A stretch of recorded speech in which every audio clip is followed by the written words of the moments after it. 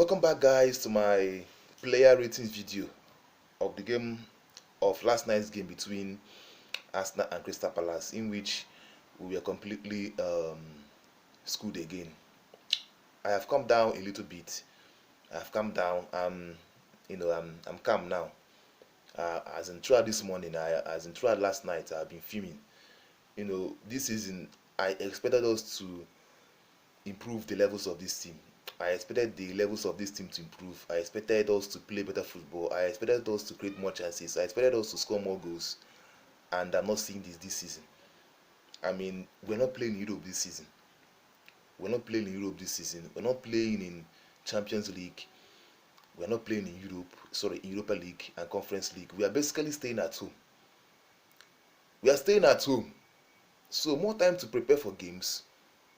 More time to get your tactics correctly. In fact, Arsenal should be first in terms of running. All these heat maps, XGs and everything, most distance covered, or all these stats about running and pressing. We should be first in all of them because we are not playing in Europe. So that's why my expectations was raised this season, and the amount we spend as well.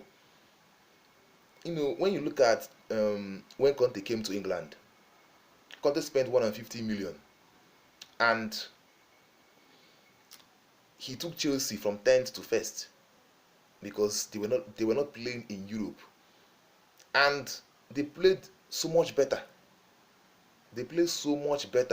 He changed the system, and Chelsea went on a 13-game winning streak, I think, which Tottenham ended, and they won the league that season. You saw the improvement in that season from Chelsea. Hazard, Eden Hazard that had a torrid time last time out under Mourinho. Was it under Mourinho? And he was one of the best players in the EPL that season, together with Kante. Now, it's our turn. We are not playing in Europe this season, so why are we still playing the same way? Why is the old problem still surfacing? Why? We can't press properly. We can't, we can't press up. As in, so many errors, so many mistakes. So the old things are still there. The old mistakes are still there. Pathetic performance. Pathetic. Ramsdale. Let us get into the player ratings. Ramsdale, I can't blame the guy. I can't blame Ramsdale. I mean, he did his best. He did his best. I can't blame Ramsdale now. He did his best. Those 2 goals that he considered was not his fault. Not his fault. Not his fault. Partey lost the ball. Benteke with an R2. Imagine Benteke scoring an R2. Oh my God. Imagine Benteke. You would think it was black Cristiano Ronaldo that scored that goal. And Edouard, the second goal, I can't blame him. Ben White was to be blamed for that goal, but initially it was Elukango. Why was Ben White backing off? I don't know. I do not know. No wonder he said he doesn't watch enough football. Ben White says he doesn't watch football. Because if he was watching football, he would see his fellow players, like his fellow defenders, how to defend a one-on-one situation. He was just backing off. And Edouard scored 2-1. Ramsey, I can't blame him. Even though he didn't keep a clean sheet, he considered 2 goals. In fact, I'll give Ramsdale 3. Ramsdale 3. Ben White 2. Gabriel 3. Tierney 4. And Tierney is looking like a shadow of his former self. What's wrong with him? But in the second half, he had this effort that clattered the bar. I felt that if he had controlled it and placed it properly, maybe a handball. You may never know with all these things. Maybe if he had controlled the ball and tried to direct it, maybe a Crystal Palace will handle it. You may never know in football. But he just took it first time and he just hit the bar. And yes, I forgot another thing. Under Klopp, Liverpool didn't play Europe under Klopp. Well, in his first full season, they didn't play Europe. He took charge midway. They made the Carling Cup final and lost to City. Made the Europa League final and lost to Emirates Sevilla. The next season, they were not playing in Europe, and their performance improved. I mean, Liverpool was a complete different team. Obviously, they had this defensive errors they were still making, but that stopped immediately that Van Dijk came. But Arteta, he has spent how much on defenders? Ben White, Gabriel, Tomiyasu, Mari, Cedric, Tavares, and we are still conceding goals.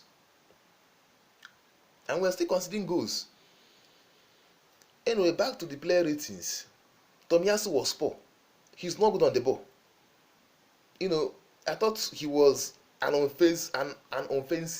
offensive right back, but it turns out that he might be one, as in Japanese one Biseka too. Because sometimes when he's on the ball, he's not comfortable. Because I want to see more of him in an attacking sense. Because when I watched him against Burnley, his full debut against Burnley, because I didn't watch the Norwich game, I was like, okay, good. His defensive defensive game is great, is good, but his attacking side needs to improve. He doesn't get much forward well, and he needs to collaborate with Pepe or with anyone on that right hand side. He doesn't do it enough.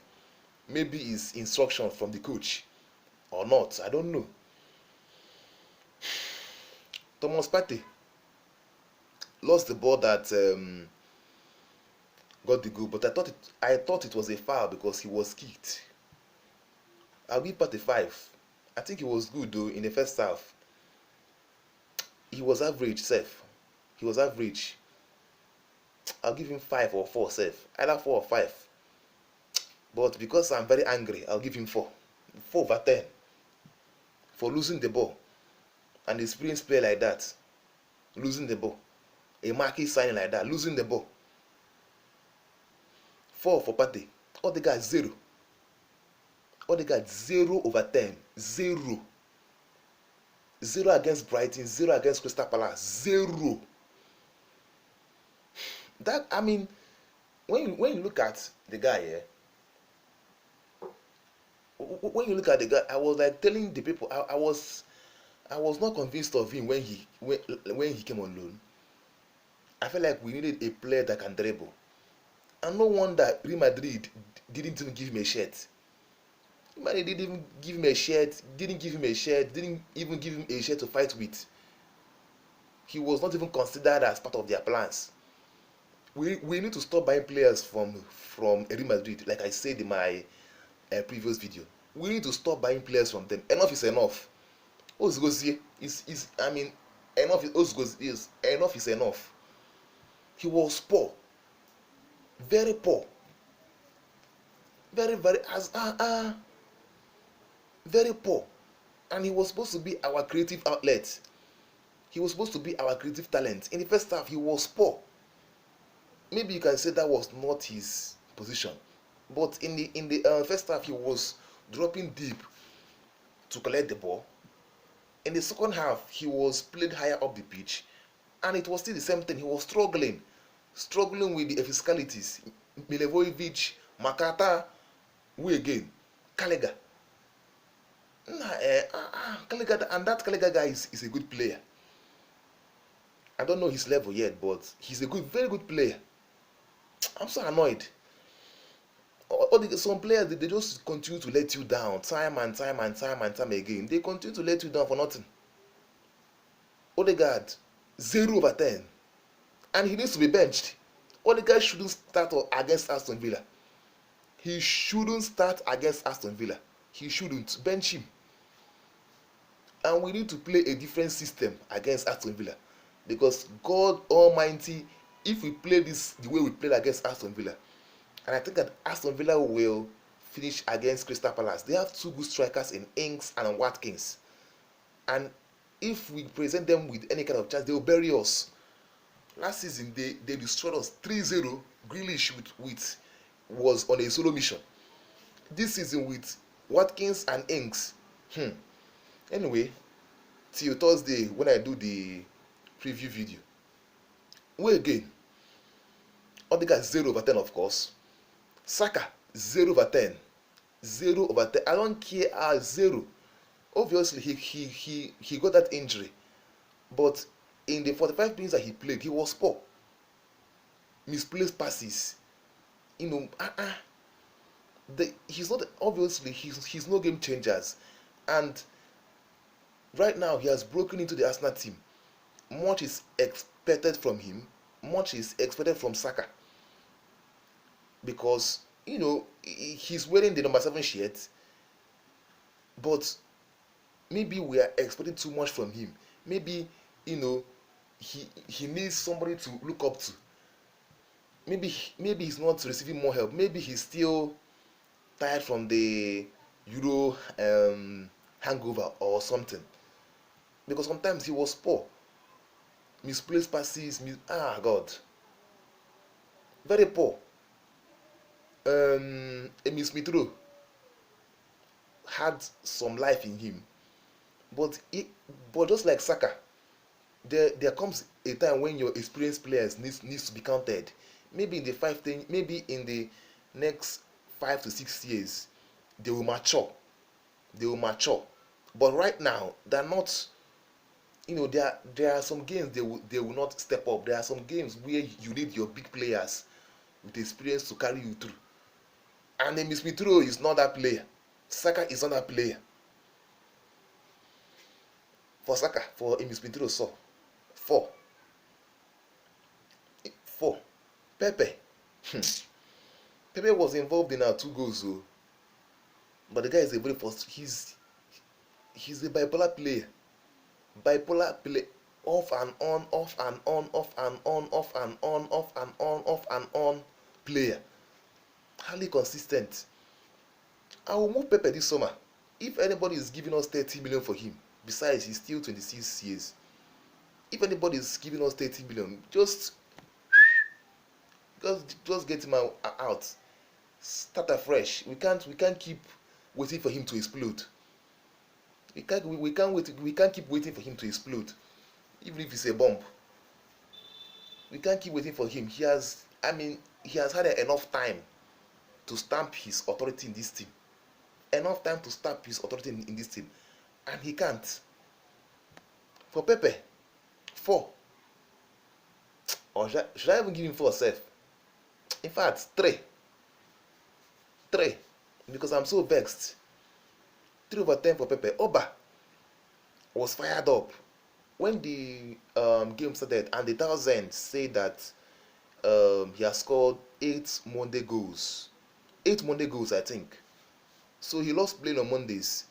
Oba was fired up, and him and like I said, we are the only bright spark that we had in the team.